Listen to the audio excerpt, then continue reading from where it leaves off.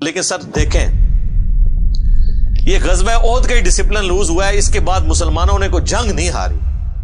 یہ ایک واقعہ مستقبل کی جنگوں کے لیے جس میں رومنز اور پرشینز کو مسلمانوں نے شکست دے کے صدیوں کی سپر پاورز کو الٹنا تھا، یہ چھوٹی سی بیٹل فیلڈ نے مسلمانوں کو وہ سبق سکھایا کہ وہ بڑی بیٹل فیلڈز میں اگر یہ ڈسپلن لوز کرتے تو کیا قادسیہ میں جو ہے وہ پرشین امپائر کا مقابلہ کر سکتے تھے، یرموک میں رومن امپائر کا مقابلہ کر سکتے تھے، جن کی ریزروڈ آرمیز ہی لاکھوں کے اندر تھیں، جن کے پاس اسلحہ بھی لیٹسٹ تھا۔ تو یہاں پہ اللہ تعالیٰ نے جو ڈسپلن سکھایا ہے نا، اس کی وجہ سے پھر آگے وہ معاملات چلے۔ وہ سر آپ عمر سیریز دیکھیں کہ کس طرح مسلمانوں نے کس حکمت عملی کے ساتھ جنگوں کو جیتا ہے، انہی کا اسلحہ چھین کے انہی کو الٹا ہے۔ تو وہ اسی یونٹی کی وجہ سے، ڈسپلن لوز نہ ہونے کی وجہ سے سب کچھ ہوا ہے۔ آپ دیکھ لیں قادسیہ کے اندر جب مسلمانوں کی فوج پسپا ہو گئی ہے تو حضرت سعد ابن ابی وقاص جو ہیں وہ تو بیمار تھے، وہ تو قلعے میں پیچھے بیٹھے ہوئے تھے، ان کو بہت تیز بخار ہو گیا تھا۔ لعل هواء البلاد لم يوافقك، لا يهمني السبب، ولكن ائتني بعلاج يذهبه عني، فقد نزل العدو على مرمى البصر وأنا صرت إلى هذه الحال، لا أحسن المشي ولا الركوب ولا حتى التقلب على جنبي۔ اتنے لاغر ہو گئے تھے کہ وہ چل بھی نہیں سکتے تھے، لیکن ایک ایک لمحے کی رپورٹ لے رہے تھے۔ وہ پرشینز جو ہیں ہاتھی لے کے آگے، اتنے بڑے بڑے عرب کے گھوڑوں نے ہاتھی دیکھے نہیں ہوئے تھے، وہ تو عرب کے گھوڑے جب ہاتھی دیکھتے تھے تو بھاگ جاتے تھے، تو وہ تو مسلمانوں کو ہی کچلنا شروع کر دیا انہوں نے۔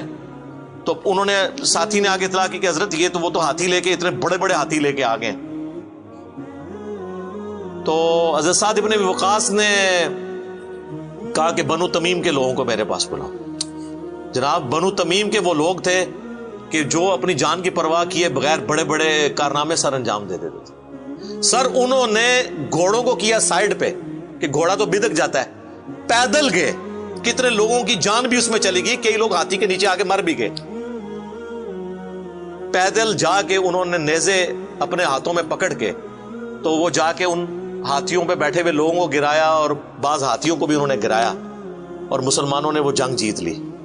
8,500 مسلمان شہید ہوئے، آج ان کے نام بھی ہمیں نہیں پتا۔ ان کی قربانی ہے، ان کے بھی بیوی بچے تھے، ان کا بھی مستقبل تھا، لیکن انہوں نے قربانی دی۔ آج ان کی قربانیوں کی وجہ سے اسلام ہم تک پہنچا ہے۔ اور بس ہم نعرہ لگا سکتے ہیں جو کچھ بھی ہیں تیرے محبوب کی امت سے۔ ان کو جچتا تھا کہ وہ نعرہ لگائے جو کچھ بھی ہیں تیرے محبوب کی امت سے، دیکھ محبوب کے ساتھ ہم نے وفاداری کی ہے۔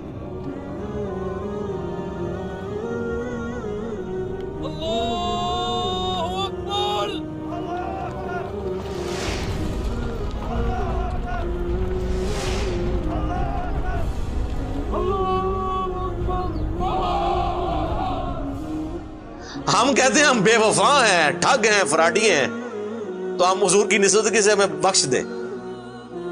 وہ اگر کہتے تو کہتے تھے دیکھ نسبت دی ہے تو ہم پاس بھی لا رہے ہیں اس کو، ہم بالکل الٹ چل رہے ہیں۔ رضی اللہ عنہم اجمعین وعلیہم السلام اجمعین، آمین۔